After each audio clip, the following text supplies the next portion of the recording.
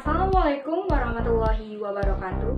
Kami dari kelompok 4 yang beranggotakan saya sendiri, Nur Anissa, dan rekan saya.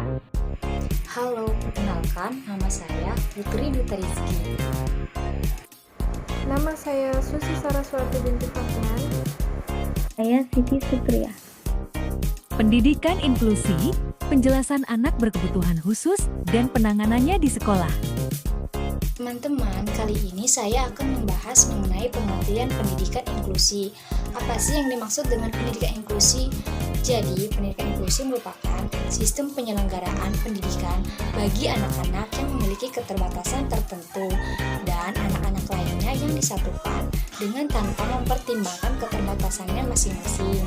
Nah, adapun pengertian pendidikan inklusi menurut Ilahi menyatakan bahwa pendidikan inklusi merupakan sebuah konsep yang mempunyai semua anak yang berkebutuhan khusus ataupun anak yang memiliki kesulitan membaca dan menulis.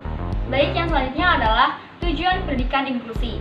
Pendidikan inklusi di Indonesia diselenggarakan dengan tujuan yang pertama, memberikan kesempatan yang seluas-luasnya kepada semua anak termasuk anak berkebutuhan khusus untuk mendapatkan pendidikan yang layak sesuai dengan kebutuhannya. Yang kedua yaitu adalah membantu mempercepat program wajib belajar pendidikan dasar. Yang ketiga, membantu meningkatkan mutu pendidikan dasar dan menengah dengan menekan angka tinggal kelas dan putus sekolah. Yang terakhir adalah menciptakan amanat Undang-Undang Dasar 1945 khususnya pasal 31 ayat 1 yang berbunyi setiap warga negara berhak mendapatkan pendidikan, serta Undang-Undang Nomor 23 Tahun 2002 tentang Perlindungan Anak khususnya pasal 51 yang berbunyi anak yang menyandang cacat fisik dan atau mental diberikan kesempatan yang sama dan aksesibilitas untuk memperoleh pendidikan biasa dan pendidikan luar biasa. Selanjutnya ada karakteristik pendidikan inklusi. Karakteristik dalam pendidikan inklusi tergabung dalam beberapa hal. Yang pertama ada hubungan, ramah dan hangat. Contoh untuk anak tunarungu, guru harus sering di samping anak tersebut dan guru senantiasa memberikan senyuman kepada anak tersebut. Selanjutnya ada kemampuan. Peserta didik dengan latar belakang dan kemampuan yang berbeda-beda serta orang tua yang harus membimbing. Selanjutnya pengaturan tempat duduk.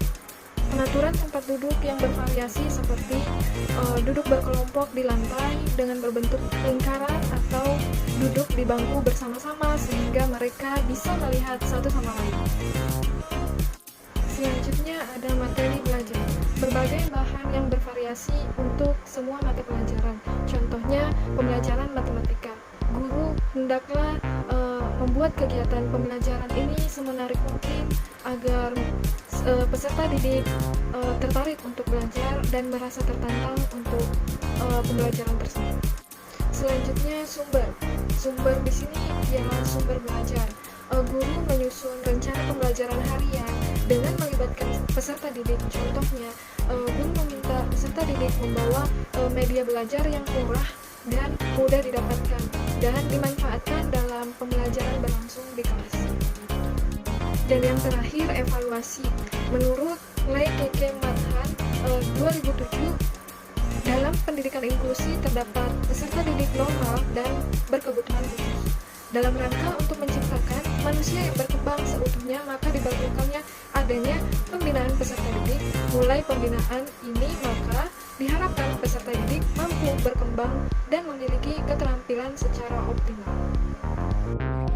Selanjutnya, manfaat pendidikan inklusi untuk peserta didik berkebutuhan khusus ialah dapat meningkatkan rasa percaya diri, memiliki kesempatan menyelesaikan diri, dan memiliki kesiapan dalam menghadapi kehidupan di masyarakat. Sedangkan peserta didik pada umumnya dapat belajar mengenai keterbatasan, kelebihan, dan keunikan tertentu pada temannya sehingga dapat mengembangkan keterampilan sosial, menumbuhkan rasa empati dan simpati terhadap orang lain.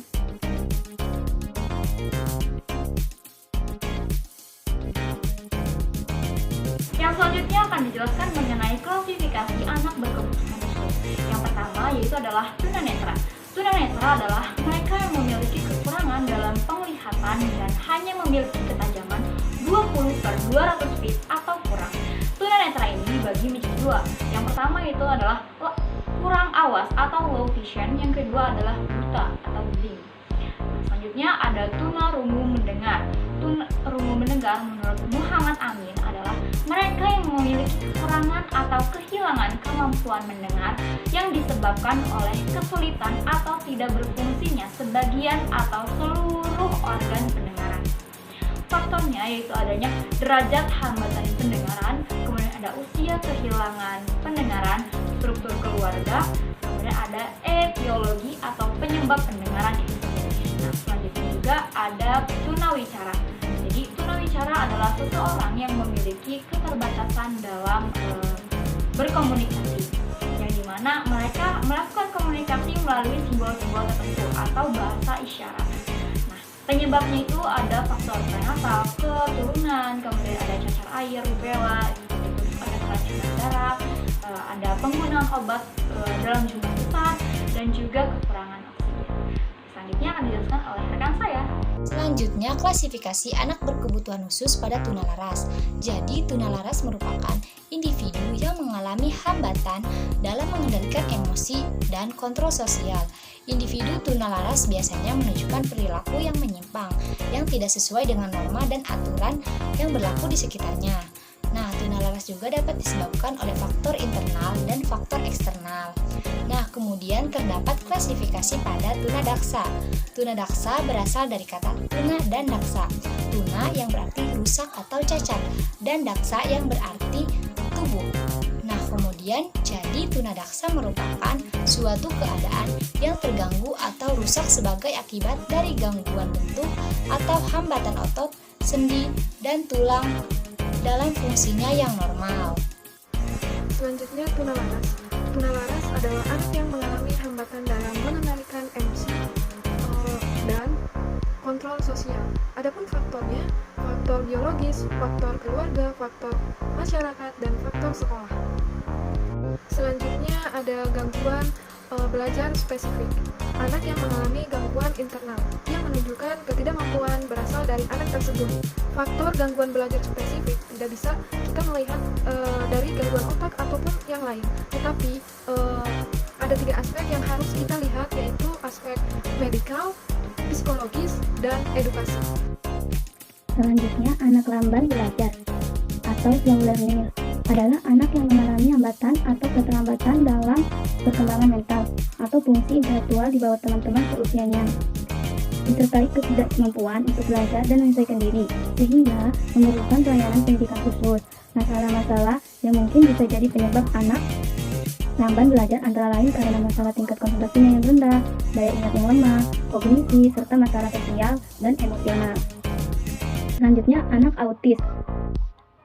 Anak autis atau autisme adalah gejala menutup diri sendiri secara total dan tidak mau berhubungan lagi dengan dunia luar, merupakan gangguan perkembangan yang kompleks, mempengaruhi perilaku dengan akibat kekurangan kemampuan komunikasi, sehingga hubungan sosial dan emosional dengan orang lain dan tidak tergantung dari ras, suku, strata ekonomi, strata sosial, tingkat pendidikan, geografis, tempat tinggal maupun jenis bakalan. Selanjutnya yaitu IB atau cerdas istimewa berbakat istimewa. Ialah anak yang memiliki kemampuan intelektual tinggi, gifted, serta menunjukkan kecakapan khusus yang bidangnya berbeda-beda antara anak satu dengan anak yang lain, talented secara menonjol. Penanganan anak berkebutuhan khusus. Dengan 3 sistem penanganan itu, yang pertama adalah penanganan secara classroom, yang kedua adalah penanganan secara grouping, dan yang ketiga adalah penanganan secara individual.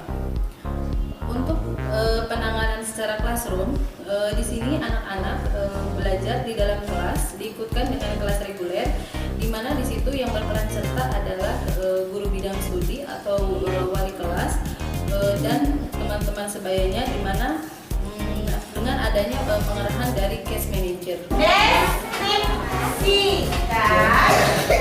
Ayo, Eki bisa nggak tulis desi apaan nih, Bu? DES, deskripsi.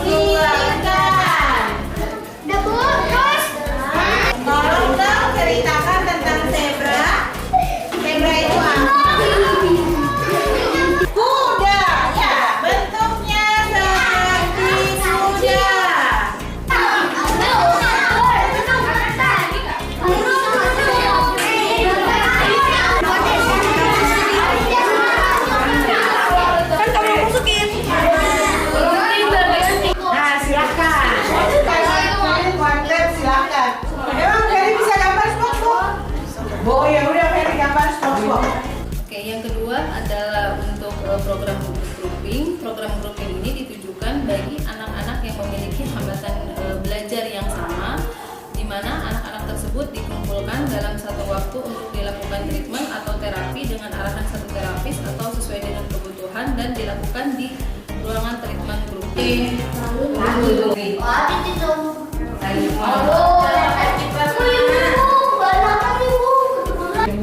Itu bisa nggak lepasnya ini loh, lepasnya. Ya ampun. Oh, itu dilepas. Ayam di mana, Bu? Lihat gambarnya. Ayam di sini. Nih.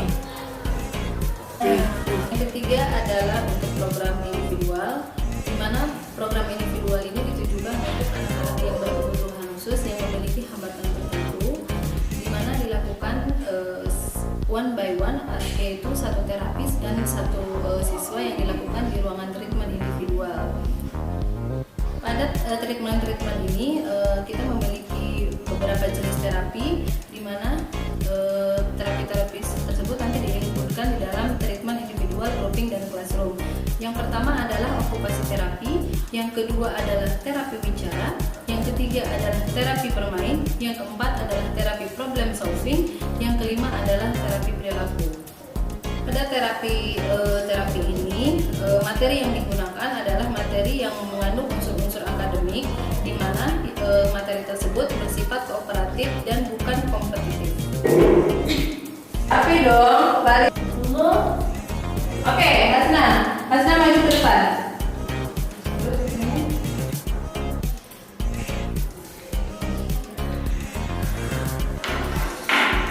Terima kasih sudah menyaksikan.